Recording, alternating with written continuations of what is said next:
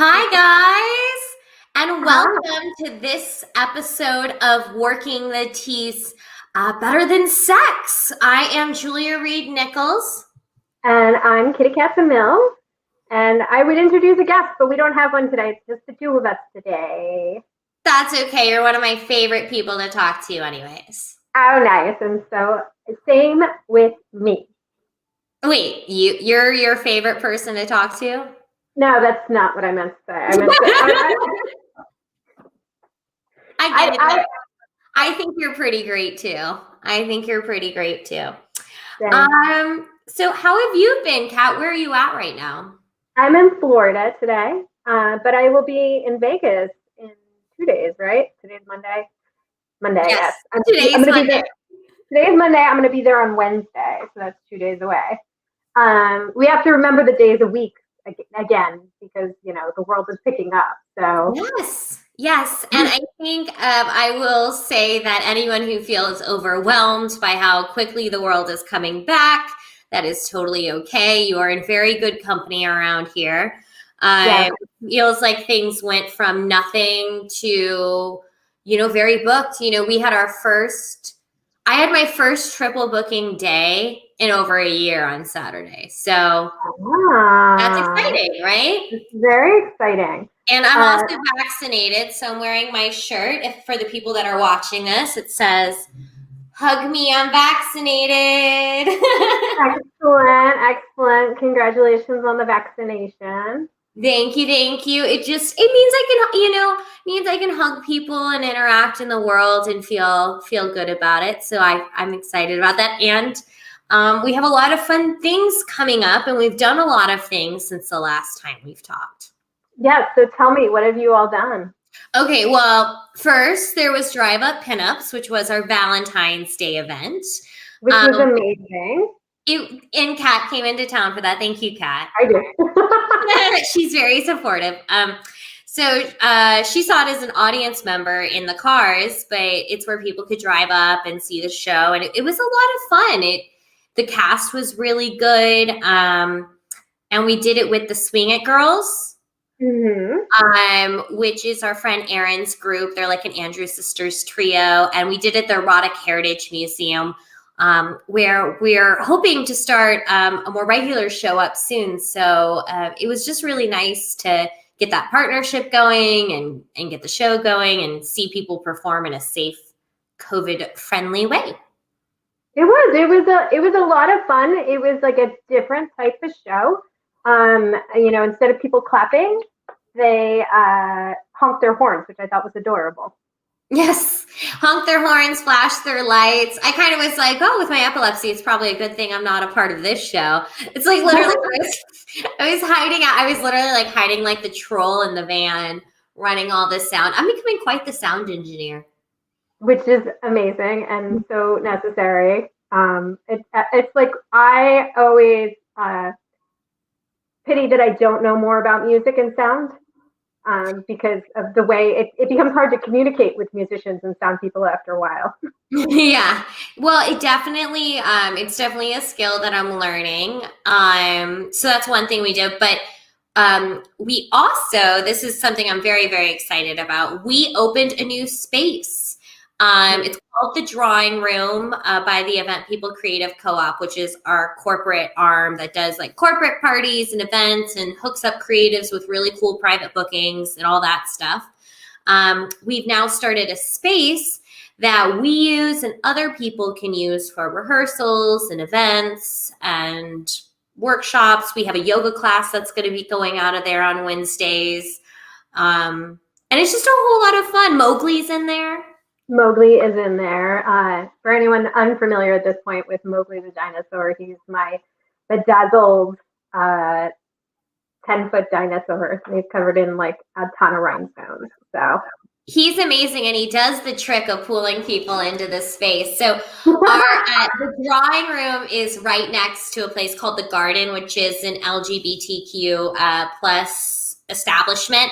And they do drag shows, and they do bottomless brunches and stuff. So there's drunk people quite often, just milling around.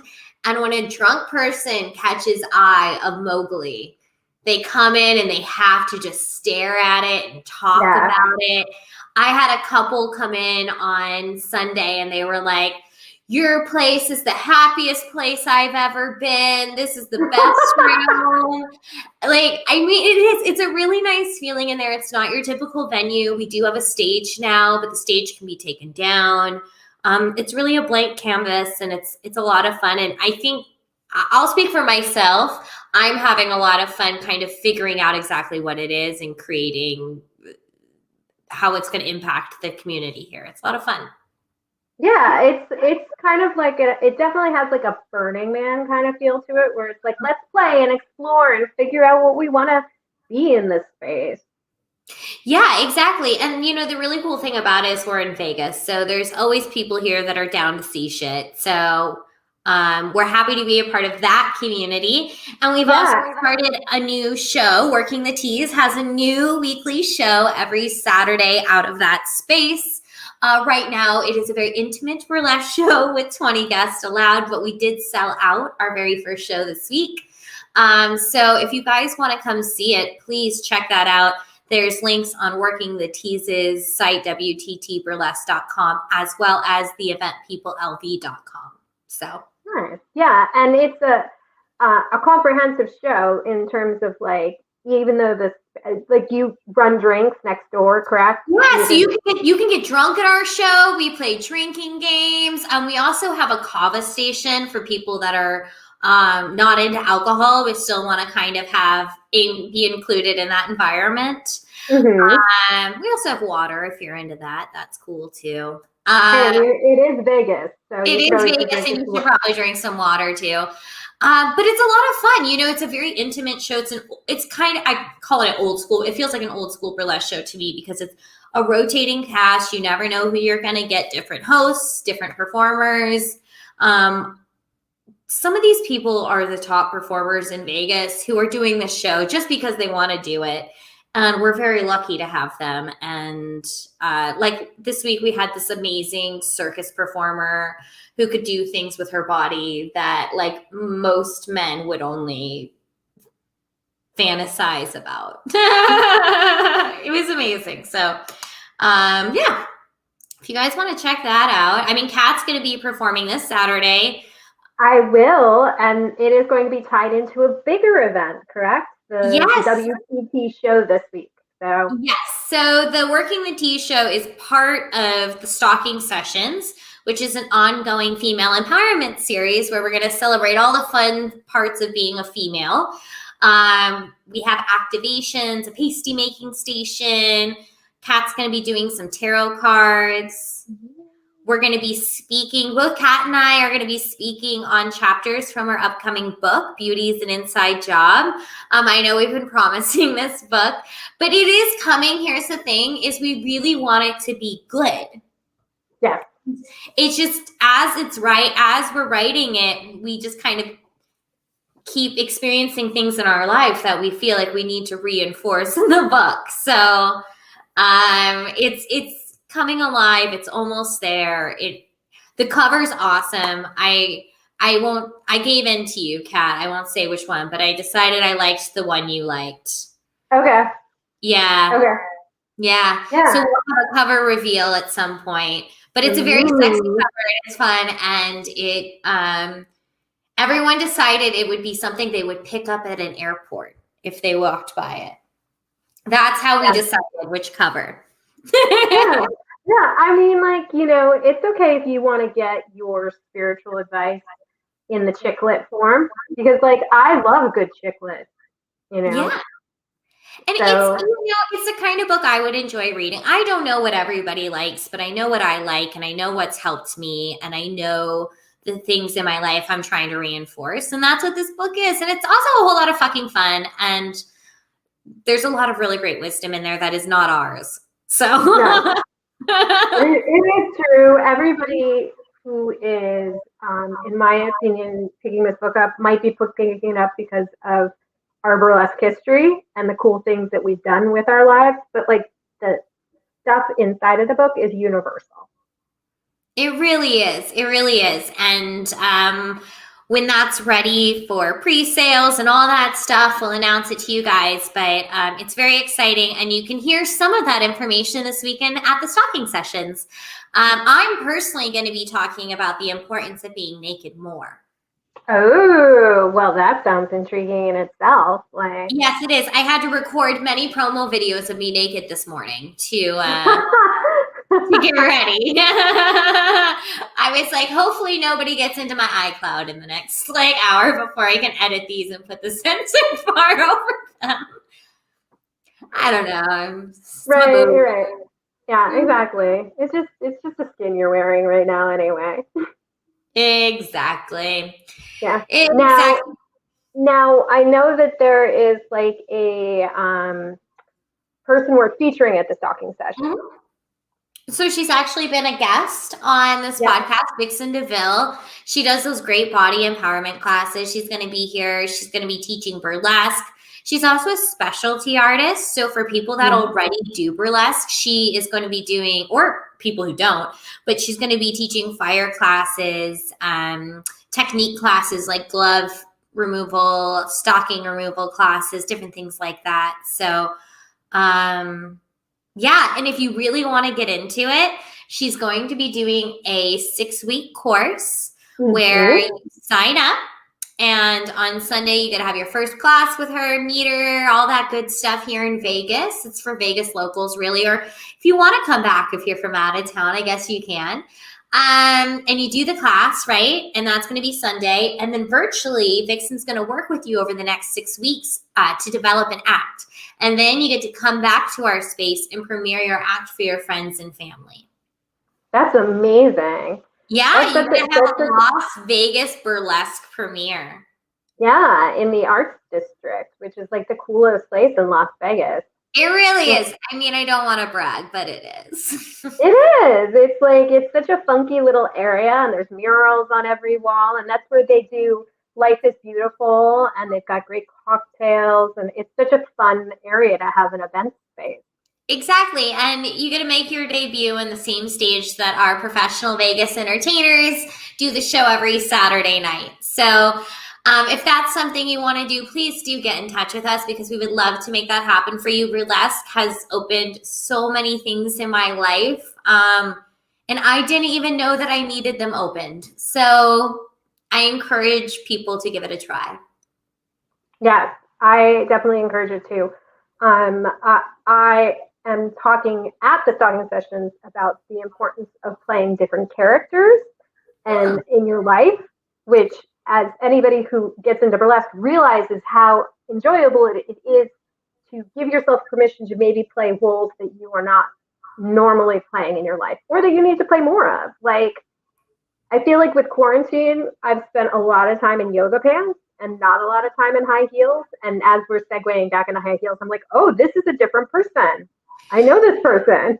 True story. My feet forgot what it I'm like, I've worn heels very few times over the past year, because why, right? Right. So I put them on Saturday for the show, and I wore them the entire night. And the next day, I couldn't get out of my slippers. So I was like, anything else feels too much. Yeah, but then you get back and you're like, oh yes, this is a character that I need to play, because it's a lot more fun to go through life playing different characters than just always playing the same character over and over again. Yes. So if you want to play some characters, you want to tap into your sexy, we encourage you to do that with Vixen. She's awesome. I honestly can't think of a better person to guide you through your first act. She's great, and just nothing but positive energy. I, for one, always feel better after I spend time with her. Yes. I mean, she's just a delightful, like, little nerdy British girl in the body of like a vixen, like a vixen Vixen's dance. the perfect name for her. It really is. It really is. Also, Vixen DeMille, look up photos. It's worth looking at. Anyways, it definitely is. She can burn a dress off her body. So. Mm-hmm. And we have video of that on our YouTube channel. We do. Now, I know there's also going to be a fun art installation featuring a cutout of some sort? Yes. So this is actually Kat's idea. So I feel like I need to give you a title like curator of fun or something. Like we need to like come up with some title that's actually accurate for. I think you're right now a creative consultant. It sounds a little too much. Yeah. A little serious.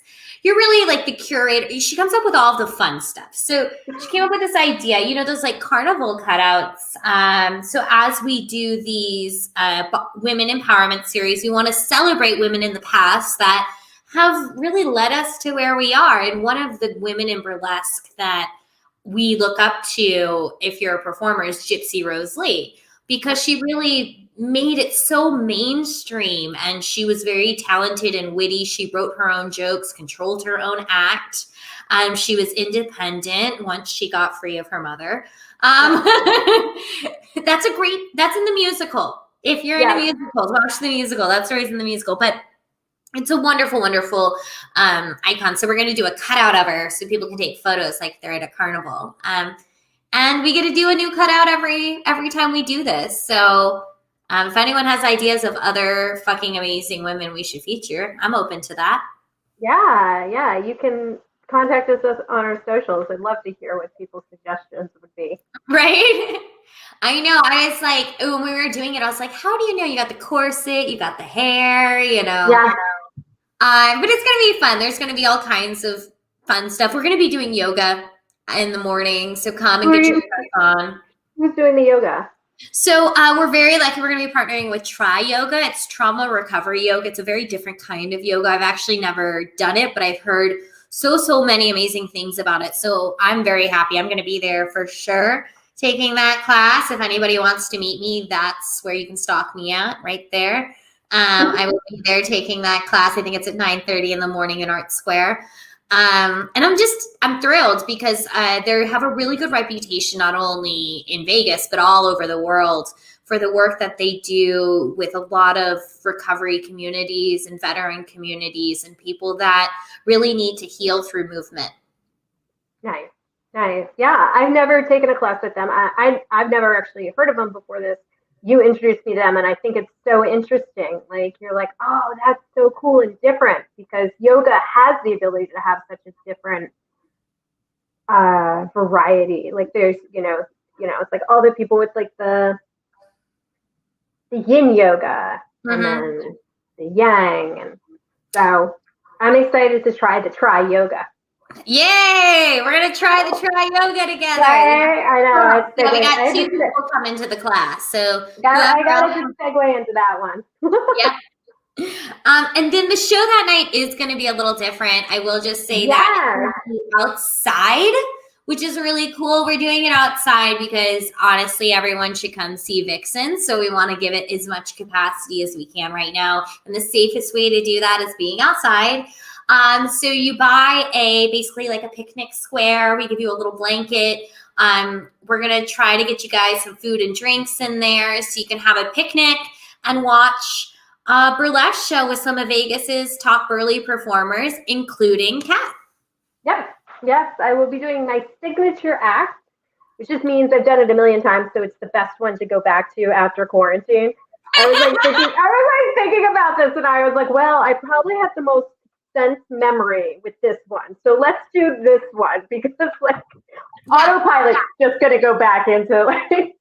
That's how Bed of Nails got picked this past weekend. I was like, I don't have to think about this, whatever, it'll be fine. Yep. So I completely understand. And I will say, performing this past weekend, it was just, I haven't done a burlesque show in a very, very long time, where I can say what I want, do what I want.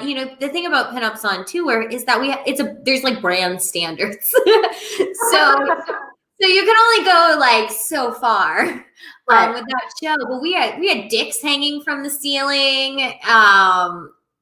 It was pretty great. Yeah. That's great. Yeah. I mean, it's like going back to playing different characters. It's always nice to get those different notes. Whereas Yeah. like, like the pinup brand is very different than a burlesque brand. And Yes. yeah, so how much fun. It is so much fun. It is so much fun. Life has a lot of fun things right now. In my personal life, I mean, this is kind of interesting. Maybe other people will relate to it. I have my very first Zoom with the fertility doctor this week. Oh, very Isn't that exciting. interesting? Yes. So I know nothing really about the process yet. I'm going to be learning it. I'm happy to share what I discover with everybody. Probably the podcast is the best way because I'm terrible about posting on social media, but I'm really good at talking. So I'm like, do it this way. But yeah, I'm really excited. I'm going to meet with them. We're going to talk about freezing my eggs so I can donate them to my brother and his partner so they can use it in a surrogate and create a little niece or nephew. That's very exciting. It is very exciting. So I mean, and what's more female than using your eggs for something? right. So I was like, cool. So I'm gonna have the first Zoom meeting. We'll see. It seems like a whole process, but I don't Now, know. is this a psych meeting? Is that what that is? Or is No, it like I think so. I had like a meeting to like explain kind of like how it all works and all the different blah blah blah blah barriers to entry. And then I had to have a doctor's appointment where I just had like a regular physical and they checked everything out and checked my blood and all that stuff. So now I'm meeting with the doctor who I think explains like the shots and the process and the ultrasound and like it's quite extensive, Science is not the easiest way to make a baby. Sex is the easiest way to make a baby. But that's not going to happen in this situation. So, no? I mean, exactly. They can try as much as they want, but exactly. Jen and Joel just can't they make will never have a baby.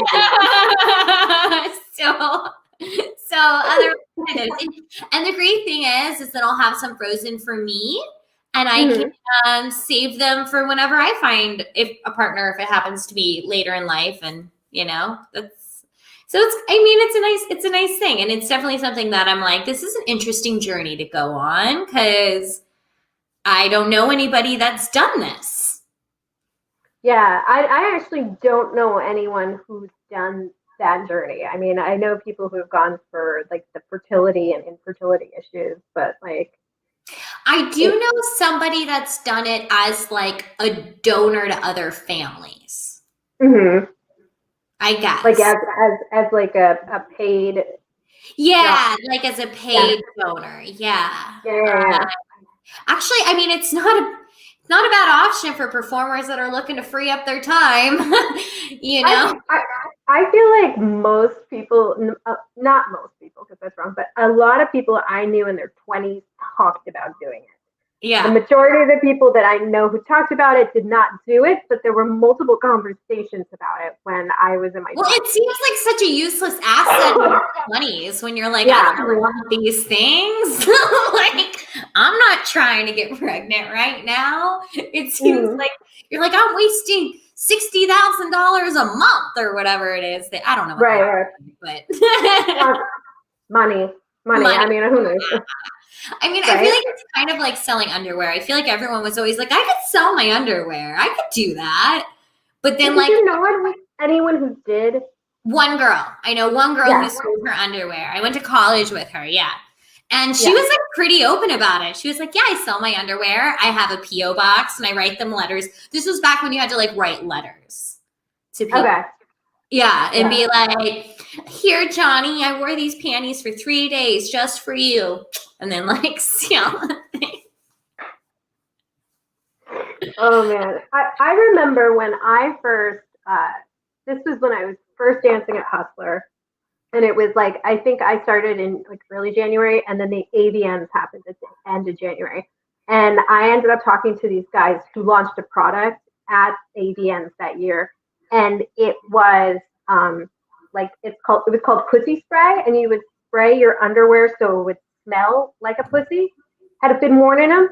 So like, and you could get your like scent crafted to spray it on your boyfriend. Like, I mean, and I was like in my head, like as I was having these kinds of conversations with these guys, I'm like, who would buy this?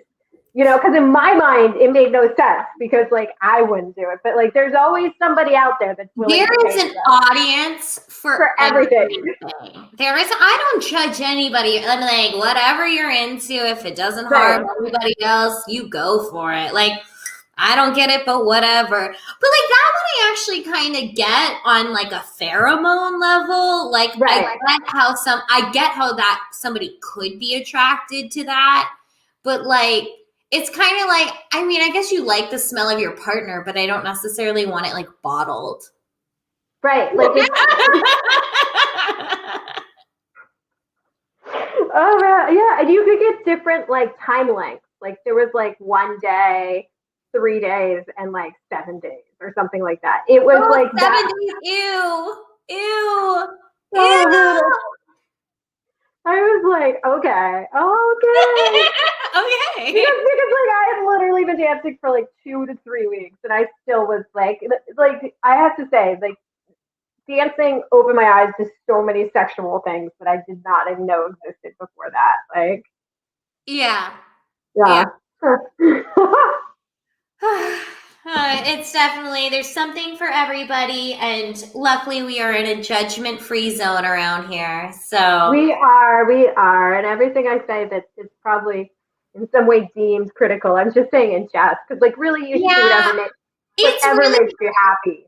It's really hard to remove evaluative language from your speak. It's something I'm trying to do, but I give myself grace because we were raised in a world of that's good and that's bad. And you know, reprogramming takes a second. Yeah. And like, I think also it's, I always find it's like power to the people, whatever makes you happy. It's just, I didn't know that corner of the world existed until I discovered it. And when I first discovered it, of course, there's going to be a time period where you process whatever is new. You know, it's like if I found out there was another race of human beings on this planet who were green, and then I first saw them, I would be like, wow, those are green people. But after time, I'd be like, whatever, you know?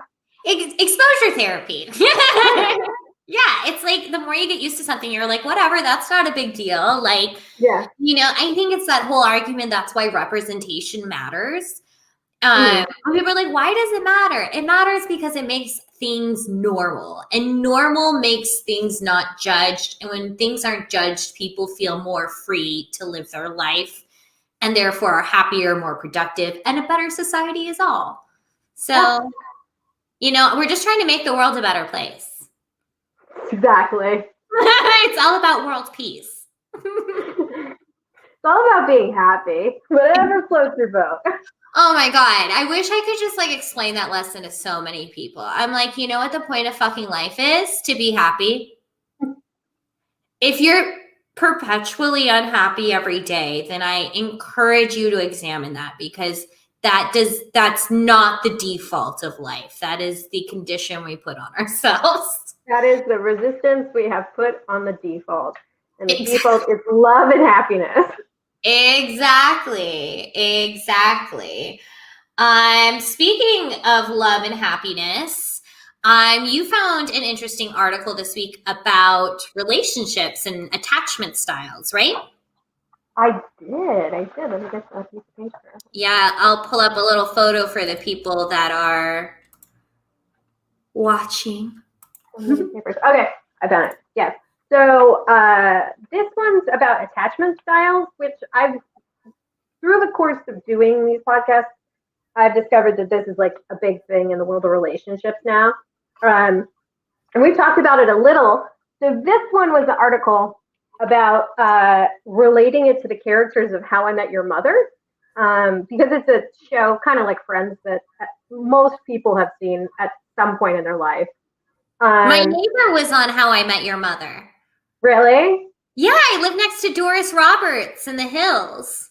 Oh, yes, I remember that. I backed my car into Doris Roberts' house. Yeah.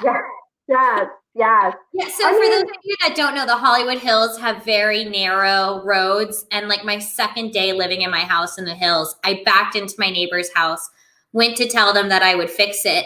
And it was Doris Roberts from How I Met Your Mother. Yes. Yeah, she was like one of the older ladies, right? Like, Yeah. I don't believe she's with us any longer. I don't think she is either, but she was in a ton of sitcoms. Yeah. Yeah. But anyway, How I Met Your Mother. Anyway, How I Met Your Mother, like there are the characters. So attachment styles, we have 4 different types. Number 1 is secure, which is pretty much someone who's okay being in a relationship. It's like the secure, that's what it's called. And this, if you've seen How I Met Your Mother, it's the Lily and Marshall characters who are like just a normal couple, right? They get in fights and stuff like that, but they trust each other and they're independent of each other. Whereas the 3 other types of attachment styles are like all the ones where you need to work on yourself a little bit more in one way. Secure is the goal. That's what you're saying. Secure is the goal, right? It's not to say that the other ones are bad. I guess it's the best way to explain. Not to use the evaluative language, but you want to be secure. That's the goal. That's the goal. That's the target. Then you have what's called dismissive avoidant. And this type of attachment style is that like you can't deal with emotional intimacy, so you choose to be aloof. Like you spend all of your time avoiding situations where you might get hurt. So instead of getting involved in them, you dismiss them so that you never get hurt. I've dated that, yes. I have dated that and I've been that. Like every one of these, yes. I'm like, because we're all a little bit of all of them. As in like any sitcom, you're all the characters to some degree. But that is the character of Barney, who was played by Neil Patrick Harris. And he was like the womanizer who was like constantly like every episode there was a girl, and that was like the running joke that like no girl lasted at all. So the third type is what they call anxious preoccupied, and this is the character of Ted Mosby, who's the star of How I Met Your Mother. And it's this idea that you need to be validated by your partner. These are the people who say I love you like a week after you've been dating. Yep, I've dated that person. I have dated that person and I have been that person also. Like you're like constantly looking for reassurance. You're trying to define yourself based only on your partner and nobody else. It's like it's kind of like the idea that like you're looking for that missing piece, and like you're my piece, you're my piece, you're my piece, you're my piece, and then you're like like I need you to define me because I'm not my own piece. Yeah. Okay. Yeah. And then the last one is what they call fearful avoidant, which is best described as like pretty much confused. It's a combination of avoidant and anxious, which means they play both roles it's like they're not even just defined by like the one. They want to be loved, but then they're so scared they avoid it. So it's like a lot of times people have like a ceiling, and when they hit it, they bounce down. So they'll play the 2 roles. So it's like one going up and one going down, one going up and one going down. Okay. And this is the character of Robin, who was the love interest of Ted Mosby on How I Met Your Mother. Because like she was into him and then she wasn't into him. And that was like the push and the pull for like, I don't know, the 8 or 9 seasons they did on the show. That gets so draining to be on the other end of. Right. And once again, I have dated this person and I have been this person. Like, where you're like, oh my God, you're amazing. And, oh no, you're too perfect. I'm going to run away from you. That's like the definition of my last relationship. Yeah. No, but that's yeah. It secures the goal. Right. Secure is the goal. It is the one we're looking for, which is the idea that you are yourself and you are the person in the relationship and you are good with both of them.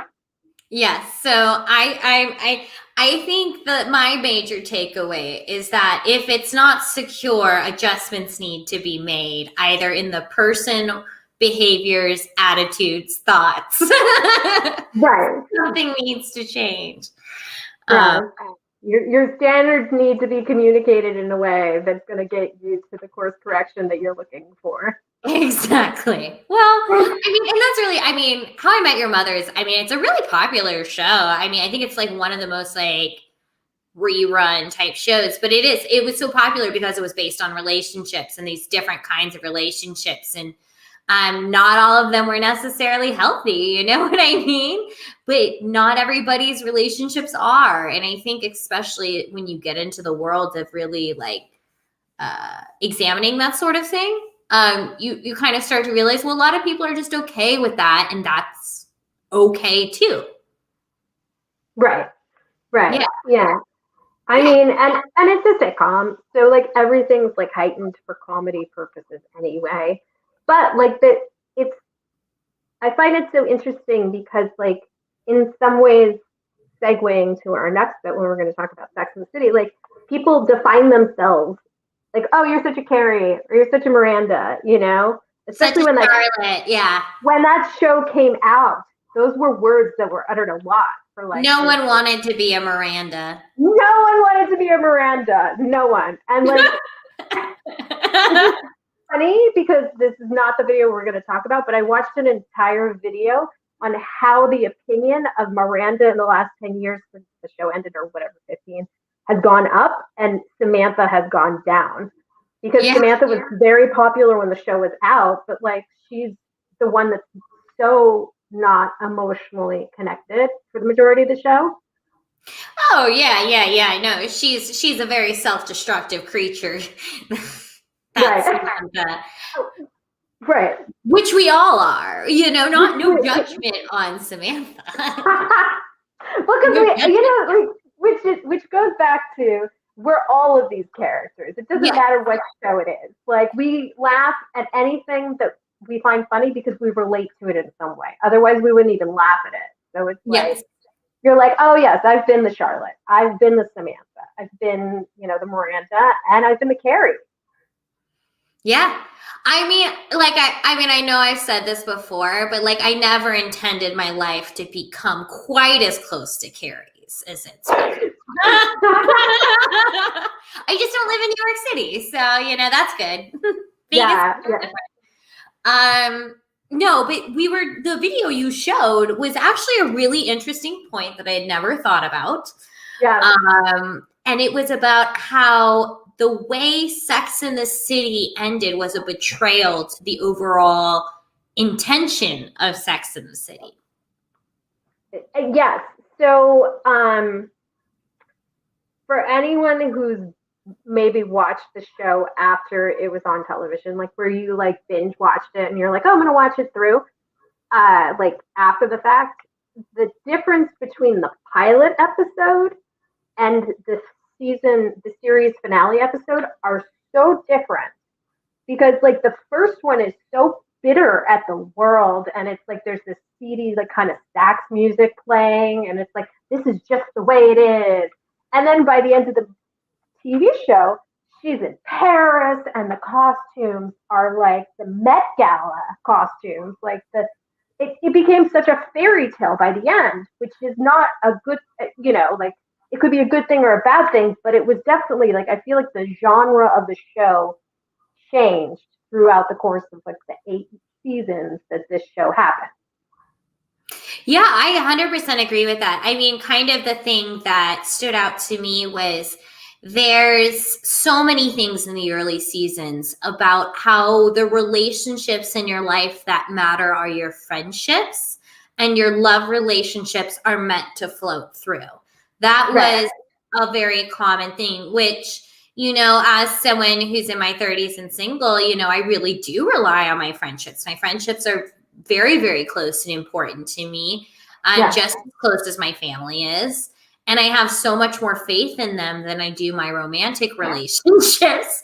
So I mean, I agree. But then by the end, everyone's married or has a male romantic partner that has somehow saved the day, which kind of goes against the series beginning that we don't need a dude to save the day.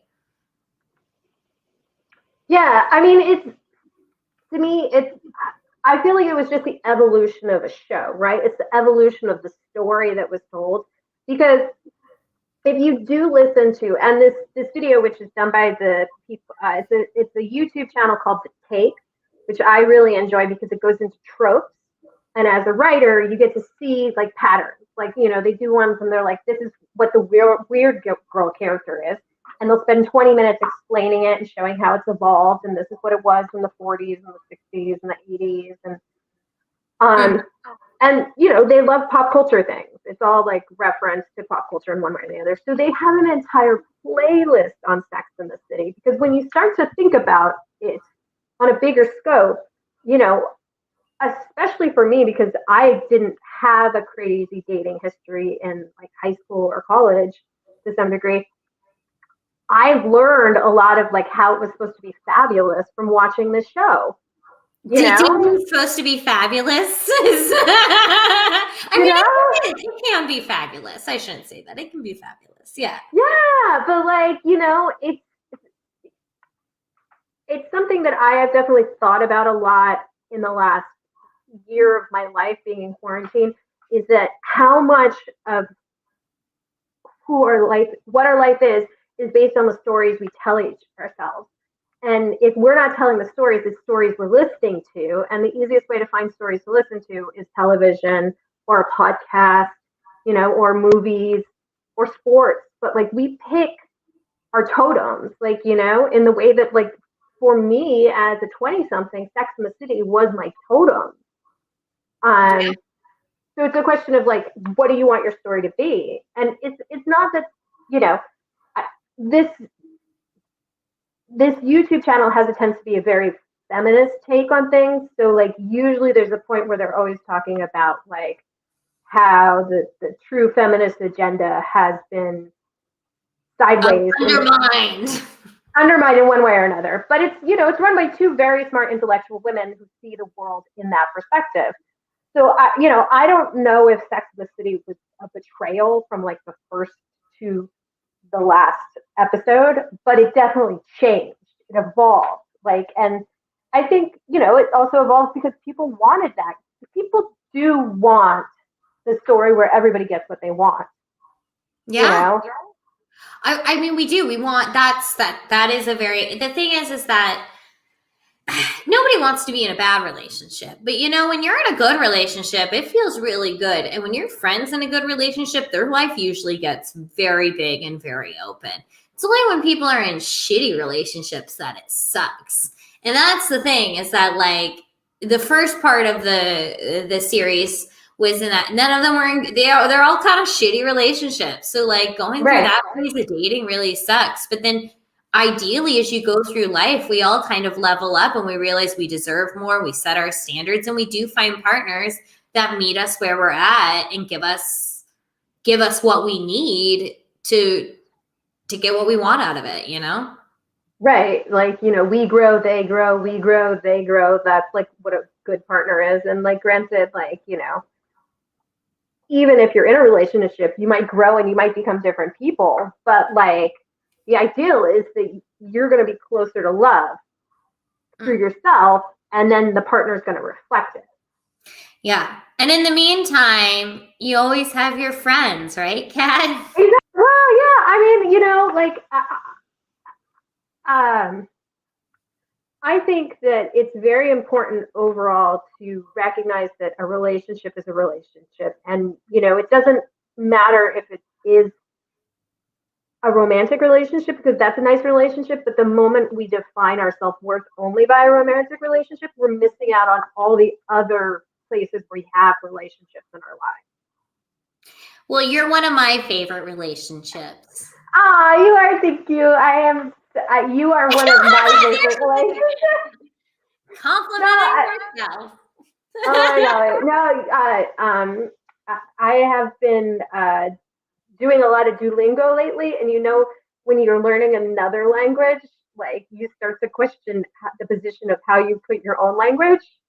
Well, I suck at languages, so no, I don't know that. But yeah, I can understand the concept. Yeah, I like literally like they were asking me to like translate from English, like from Spanish to English, and it's like a glass of orange juice, right? Like, but you would say an orange juice in English, but not in uh, Spanish because of the way it's like first the glass and then it has the orange juice in it.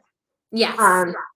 So then, like, I start doing it in English. I start saying, like, I want a glass with orange juice in it versus, like, I don't know. It's okay. I get it. I get it. You're learning new things. How many days on Duolingo are you? I think I'm like 270-ish somewhere. That's fucking impressive. Yeah, I mean, after I got over like 200, I don't pay attention as much. But like, it's like my 7 minutes. But like, I always am amazed, like when I read something and I'm like, I know what that means. Like, and it's usually like something simple, but like I'm like, oh, I know what that means. Like, well, just imagine where you're gonna get with it. yeah, maybe probably. You're gonna be open doors for you, Kat. It will give me the ability to read a menu at a Mexican restaurant better. It's like probably that's where we are right now. Okay, well, hey, baby goals. But right, baby goals. That's all I really have for us this week. Do you have anything else? No, I am good. Yeah, come and enjoy all the fun. Yes, with the stocking sessions this weekend. Yes, please come see us at the stocking sessions. Come see our new weekly burlesque show, Working the Tease. Everything is at WTT Burlesque or theeventpeoplelv.com. You can, of course, follow our social handles on everything pretty much at WTT Burley. Don't forget about our YouTube channel if you want to dig deep and see some great performance videos or inspiration videos from our legends. Those are there. And we'll be back again with Better Than Sex, where we try to figure out what's better than sex, Kat. Nothing, maybe something, but we haven't found it yet. We haven't found it yet, but we'll keep looking and we will be back. Bye, guys. Bye.